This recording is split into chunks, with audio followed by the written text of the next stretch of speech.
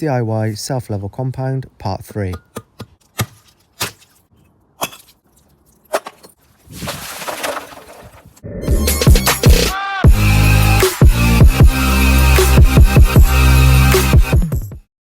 It is time to mix and pour. Start off by putting 5 litres of water in 7 different buckets, ready to mix. A whole bag per bucket, get it all mixed up nicely, and you've got 20 minutes before you have to start pouring it. So I get all 7 buckets mixed up, ready to go, and it's time to pour. Start off in the corner and the edges of the room. Smooth it out before having to put these beauties on and pour in the last few buckets.